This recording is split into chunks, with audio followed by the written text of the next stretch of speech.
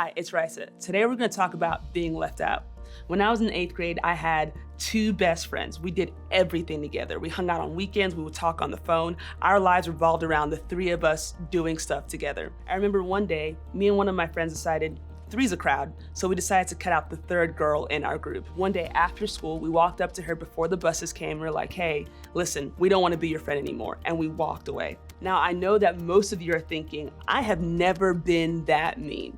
And it's true, most people that are hearing this have never been that mean, but I was. But I know that was something that we've all experienced. We've all felt left out. We've all felt uninvited and unwanted. And feeling left out is the worst feeling.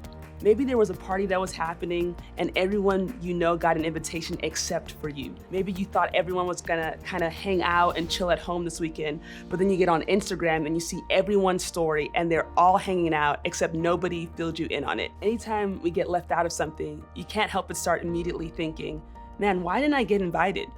Is there something that I'm lacking? Is there something wrong with me? What is so bad about me that I couldn't be there? And why does it feel so bad to be left out?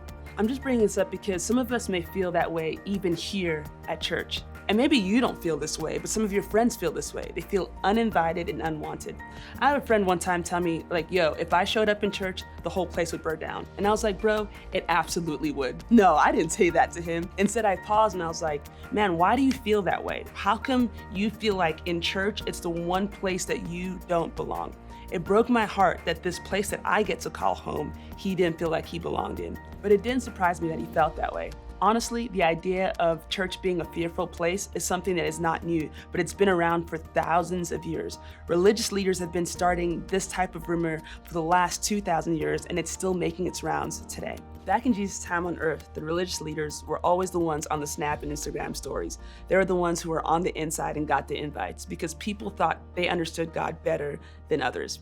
They were considered superior to everyone else. To most people in that day and age, it seemed as though God loved them more than everyone else. If God threw a party, they'd be on the A-list and regular people would not make the cut. Basically, they lived with the idea that you must be impressive to be invited. There were a certain type of person you had to be. You had to have a certain type of reputation and lifestyle. People were convinced that only the people who behaved perfectly were welcomed in the presence of God. After all, God's guest list was only extended to the people who were truly deserving of an invitation. So that's what they taught, that God was only for the holy, noble, good, and worthy. And this meant that a lot of people got left out. Like we said last week, we all have a tendency to believe that some groups of people belong in church and others don't. This thought process has been going on for a very long time. Maybe you felt like you don't belong. Maybe you're sitting there thinking, if anyone knew what I've been up to, it would wonder, why am I here? Or if I, as your pastor, knew what you've been thinking, doing, believing, or doubting, I would tell you that you don't belong here. If you ever felt that way, you're not alone, and there's nothing wrong with you. Jesus isn't where this belief comes from. In fact, Jesus made it really clear how he felt about this idea. And he did that by telling a story. Because remember, Jesus was a great storyteller, and he told parables to give people insight into what the heart of God is all about. So today we're gonna go take a look at a story that he told about who belongs and fits in. And because people had a habit of thinking one way about it, their minds were blown when Jesus disrupted their beliefs and introduced a different way of thinking. The passage begins with Jesus hanging out with some people at a dinner party. Jesus tells a story about inviting a group of people to a dinner party, and a guy jumps in and basically says, what a blessing it will be to attend a feast in the kingdom of God. This dude was really feeling himself. We don't know this for sure, but chances are good that he said this because he assumed that he knew what type of party it would be. So influencers, athletes, and anyone who mattered would be there, the people who were a big deal. And based on the way that religious leaders saw God, he would only invite the most impressive people. But that's not what Jesus had in mind, which is why the great storyteller immediately tells another parable. A certain man was preparing a great banquet and invited many guests.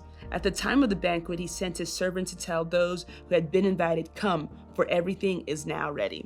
This is exactly how a parable would begin. Like a normal story, everything is going as you might think it would, a party was planned, and now it's time for guests.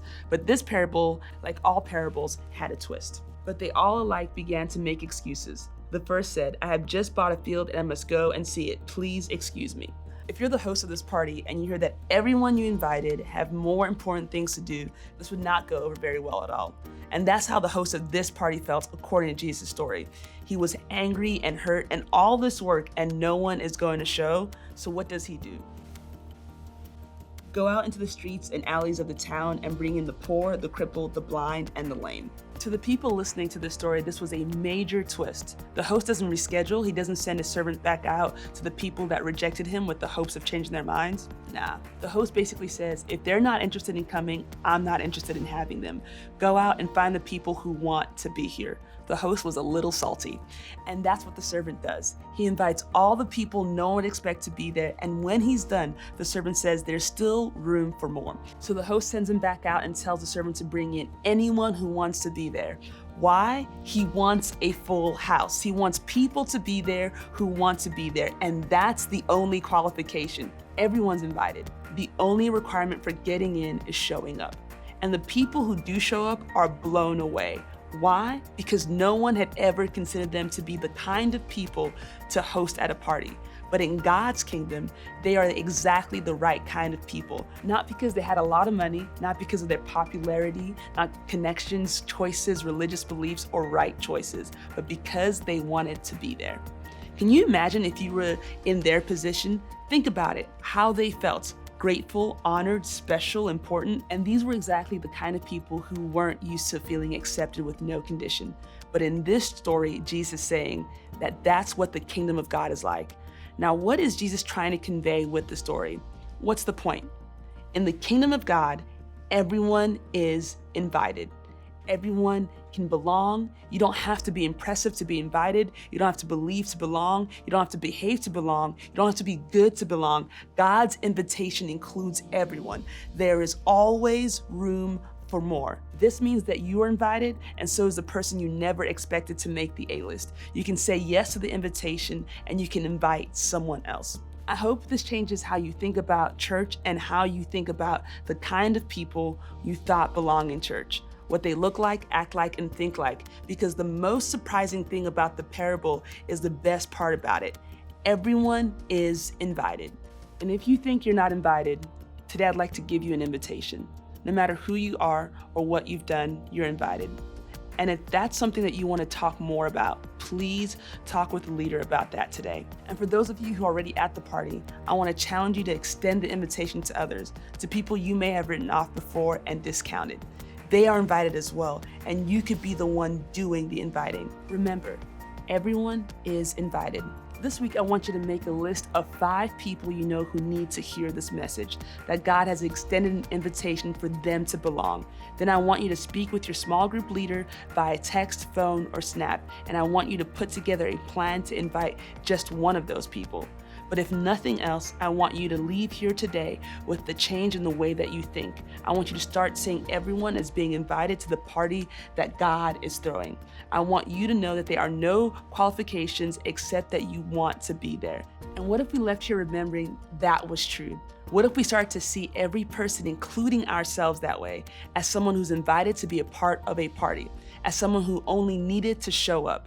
I think it would change the way we see God and the people around us. Remember, in the kingdom of God, everyone's invited. Let's leave here believing that. Let's be ready to extend that invitation to others.